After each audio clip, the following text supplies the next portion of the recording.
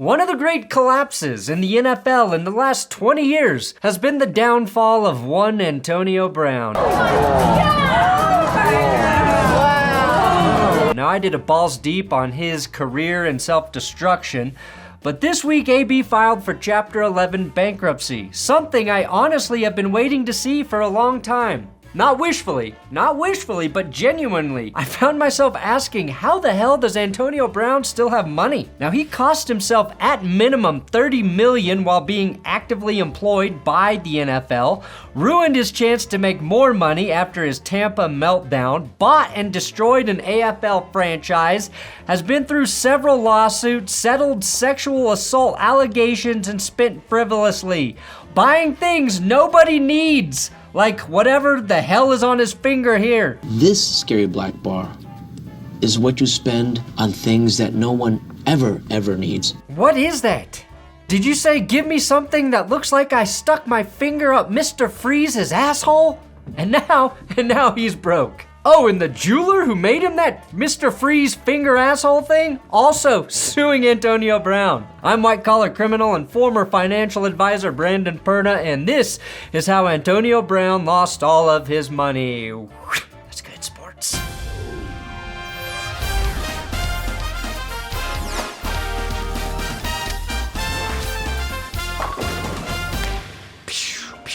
Please subscribe to this YouTube channel. I'm incredibly vain, and if that number of subs doesn't go up, I feel like I lose self-worth. Also, check out my coffee company, BenchwarmerBrew.com. The world's best-selling coffee blend, Fuck the Refs. And we've got tumblers. It's a dark roast. It's delicious. And all proceeds go to, indeed, effing the refs.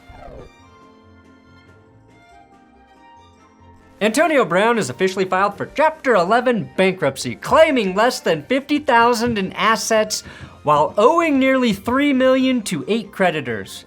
By my math, that's not enough to pay those creditors. Now, despite earning over $88 million during his career, his actual take-home pay was significantly reduced by various taxes and fees, leaving him with an estimated $50 million post-retirement in 2021. Thank you for doing that math for me, Tyler Webb. And as a reminder, the number you see on SpotTrack, the contract number for players, that's not the actual number they have in the bank. And since Antonio Brown very abruptly hung up the cleats, his financial situation just kept getting stickier. Like a hotel pool where Antonio Brown was the guest. It's also insane to me that he has less than $50,000 in assets. I have more than that. In just equity in my home that I bought when I was making less than $3,000 a month 8 years ago. That means AB doesn't own anything. He doesn't own a home. Or any land. Which is fitting because his parody Twitter account, CTESPN, broke the news with the Office clip that he was bankrupt. Declare bankruptcy! Free! That clip has been used a lot. And I'm not sure it's ever been used more appropriately. And you can make the argument Michael Scott is actually better with money than Antonio Brown. All jokes aside, Antonio Brown does own 3 homes in Florida still, but he's likely to lose 2 of those homes by filing for Chapter 11 bankruptcy. And because of homestead exemptions in Florida, he should be able to keep his main residence for now. Now, besides spending the massive quantities of money earned in the NFL on dumb shit that doesn't increase or at the very least hold its value, how does an estimated 50 millionaire lose it all?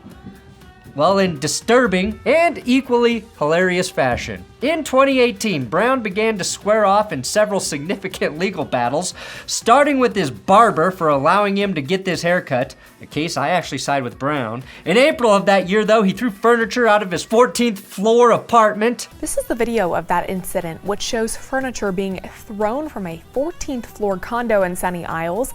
The items came crashing down near a swimming pool As some people scrambled to get out of the way, property owners are now suing him for damages. Nearly hitting a 22-month-old toddler, he was subsequently sued and reached a settlement with the child's family in April of 2019. AB was cited as saying to the family, "Why did you leave your toddler where I was going to drop my furniture?" You know, the good news is, though, Antonio Brown is not allowed to be around children. Certainly not allowed to talk to them in a forum where he is, being pitched as a role model. When you watch Cheetah play, how does it make you feel?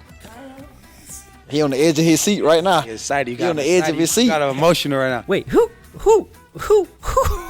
fucking approved this? Who the fuck approved this? Like, how do you feel watching him play? Additionally, Brown was cited for driving over 100 miles an hour in a suburban Pittsburgh area. There was the trade me tweet and the Miami apartment thing, and now this. It's just not been a good off-field year for Antonio Brown. And was found guilty of reckless driving in February of 2019, resulting in yet another fine. The decision that won't haunt Antonio Brown because he's too arrogant to realize how badly he fucked up is his infamous stint with the Raiders, where he caused so many problems after getting traded to them that they released him before the season even started, voided all of his guarantees on his $50 million contract, costing him a guaranteed $30 million after he forced his way out of Pittsburgh to the Raiders. He's upset about the helmet issue. We have supported that. We appreciate that. Okay, but at this point, we've pretty much exhausted all avenues of relief. There's a lot of shouting from Antonio Brown, not as much shouting from Mike Mayock, so more of a one-sided shouting match. Antonio Brown did say, "I'll hit you in the face," and then took the ball, punted it, and said, "Find me for that." Threatened to hit the general manager in the face, and then punted the football away, and then said, "Find me for that." AB played roughly 3 more seasons in total after that, making $11 million. But he could have earned up to 50 if he had just been normal for like a minute. The only reason he made that $11 million is because of Tom Brady. Never forget, Tom Brady was so desperate to win, he recruited Antonio Brown twice. Once to the Patriots and once to the Buccaneers. Now, around the same time, September of 2019, that officially marked the beginning of Brown's involvement in serious sexual assault allegations.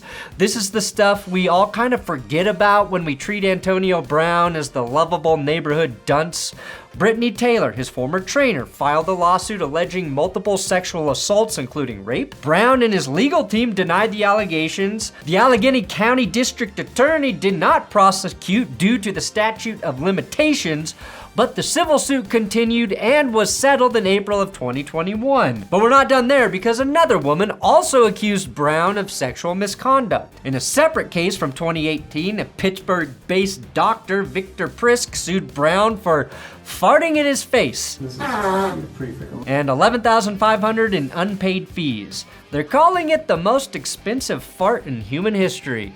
Brown's legal troubles just kept going on in January of 2020 with a series of domestic incidents at his home in Hollywood, Florida. These incidents led to the Hollywood Police Department to sever ties with him. Days later, Brown and an accomplice attacked a moving truck driver, leading to felony and misdemeanor charges. Brown pleaded no contest in June of 2020 and received probation, community service, and anger management counseling.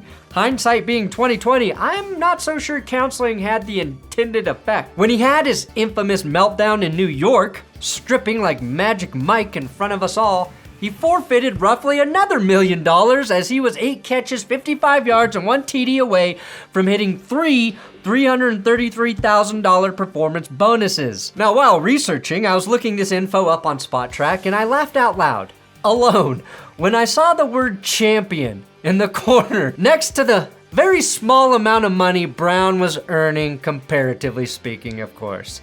He is a champion, though.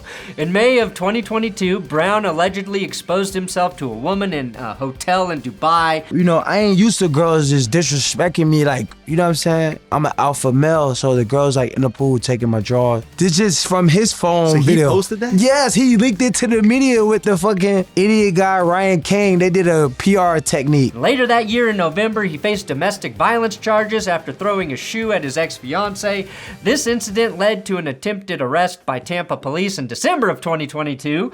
Brown has also faced multiple arrest warrants for failing to pay child support. And despite his claims of making payments, he was in fact arrested in October of 2023. That's a long list of shit. This starts to add up. There's also, of course, the matter of the Indoor Football League. In March of 2023, Antonio Brown became part of the ownership group for the Albany Empire, where his father played. Initially, Brown claimed he was the sole owner, stating in April that I'm the owner, 100% the owner of the Empire. This assertion was contested by former owner Mike Kawarta, who clarified that both he and Brown each held a 47.5% stake in the team. However, just 4 days later, Brown acquired Mike's share for $1, increasing his ownership to 95%. Still not 100%, but considerably closer. There's no denying that. He owns it. No, he doesn't. Right now. You gotta get off the field right now. We're going nowhere right now. But in May, representatives for Brown informed the Albany Times Union that Brown did not personally own or control the Empire. Instead, they stated that the team was owned by Antonio L. Allah Express Trust Enterprise, led by a foreign citizen named Antonio L. Allah.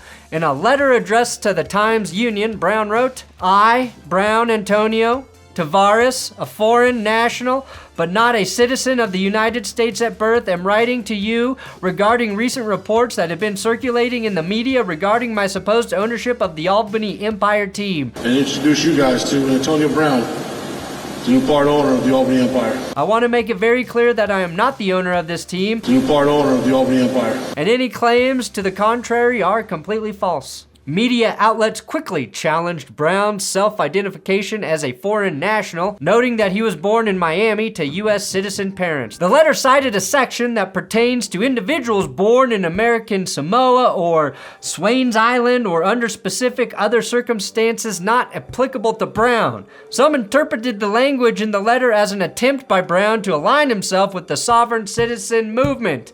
Mike Florio of Pro Football Talk wrote that the letter feels like a clumsy effort to create a shell entity that owns the team. And if you're having trouble following that, imagine Antonio Brown trying to follow his own bullshit through creating a shell company. Like, you can't make this shit up. But it went further than ownership. Brown announced his intention to play for the Empire in their game against the Fayetteville Mustangs on May 27, which would have made him the first player owner in professional football since George Halas. However, due to delayed paperwork for his physical examination, hard to find a fart doctor in Fayetteville, I guess, Brown did not play.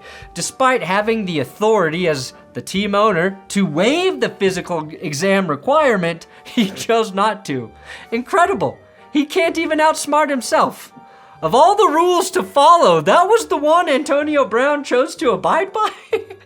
Brown later declared to WNYT that he would debut for the Empire in their June 17th game against the Jacksonville Sharks. Yet again, he did not play, citing incomplete paperwork for his physical. The Battle of Wits continues, though, in Brown v. Brown. In June, the National Arena League finally terminated the Empire's franchise agreement, attributing the decision to Brown's failure to pay the league's dues and fines. And who lose sight of what the truth is here in Albany. I didn't come here to make money. Well, maybe you should have tried to make some fucking money, Antonio. That's the point. I came here to represent something that I grew up in as a little kid. I think all of that provides context for why Antonio Brown is where he is right now. It's not just one thing. It's a lot of things. More than you can even imagine, and I probably missed some things here. And apparently Antonio Brown can't even afford his own concert appearances. which is a way he plans to make money moving forward. And as good of a wide receiver as Antonio Brown was, I think he's an even better clown, working tirelessly to blow a fortune in 5 years, something that would take most of us decades to lose, but entertaining us along the way. Put that shit on! Do your dance! Put that shit on! The only shit AB will be putting on from here on out is a JC Penney suit when he asks the next judge for forgiveness. We all learned that Brown will be releasing new music this summer in case you fucking hate yourself. And if I think I understand Antonio Brown's business savvy, he'll continue to plan to recoup his money via Spotify and their very fair payout system to musical artists via the amount of plays they get every month. He also pointed out that he'll be a first ballot Hall of Famer in 2027, which is actually a whole can of worms that the NFL will eventually have to deal with because the man does have 12,000 yards, 7 Pro Bowls, and 4 All-Pros to his name. I'm giving these guys jobs. I'm giving people careers. I'm giving people the opportunity to live out their dreams. Woo! Thanks for watching That's Good Sports. Financial edition? Do I do sports, law, and finance now? What's next? Health and wellness? Am I a health guru? Put this cream on your taint and you too will never die. It's not snake oil per se, but it is an oil made from snakes.